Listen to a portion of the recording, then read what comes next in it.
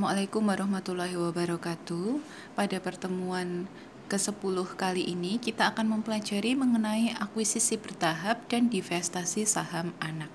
Jadi di sini bisa kita lihat tujuan bab ini adalah yang pertama adalah menghitung laba konsolidasi jika terdapat pendapatan pra-akuisisi. Jadi mungkin dalam kasus ini nanti akuisisi dilakukan di tengah periode, tidak pada tanggal 1 Januari pada tahun tersebut.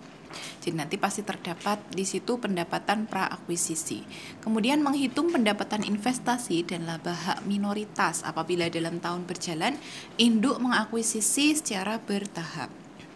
Kemudian menghitung pendapatan investasi dan laba hak minoritas. Kemudian menghitung nilai investasi jika induk mengakuisisi bertahap dalam tahun berjalan atau melakukan divestasi saham. Kemudian tentu saja menyusun kertas kerja konsolidasi ya. Oke, kita mulai berikutnya. Di sini ada laporan konsolidasi ya. Itu untuk pendapatan prakuisisi ya. Laporan konsolidasi disusun dengan dasar 1 tahun. Karena salah satu perusahaan dalam konsolidasi itu diasumsikan telah ada sejak awal tahun. Baik, mungkin langsung saja kita mulai ke contoh soalnya ya. Nah, di sini ada contoh soal di mana induk mengakuisisi 90% saham anak tanggal 1 April 2008.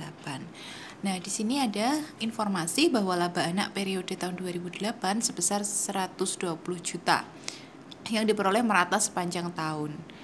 Nah, laba induk tahun 2008 di situ ada 200 juta.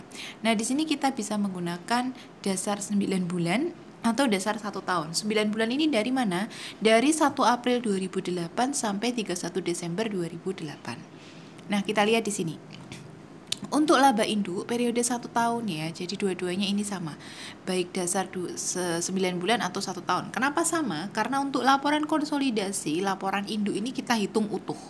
Jadi yang bergabung itu kan anak ke induk, sedangkan induk itu utuh. Sehingga berapapun tanggal akuisisinya untuk laba induk itu dihitungnya pasti utuh. Sehingga di sini 200 juta. Nah, laba anak, karena anak ini adalah perusahaan yang diakuisisi oleh induk, maka harus dihitung berdasarkan dasar perhitungannya.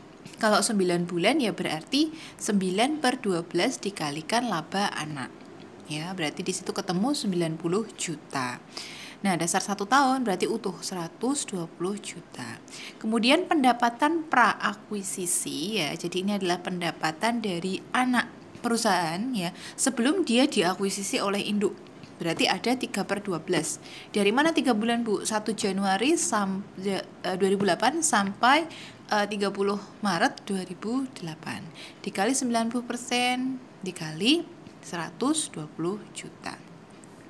Kemudian laba hak minoritas di situ ketemu 9 juta dan 12 juta ini karena kepemilikan 90% ya untuk induk, berarti untuk kepemilikan yang lain yang sifat yang pemegang saham yang kecil-kecil itu ada 10% ya.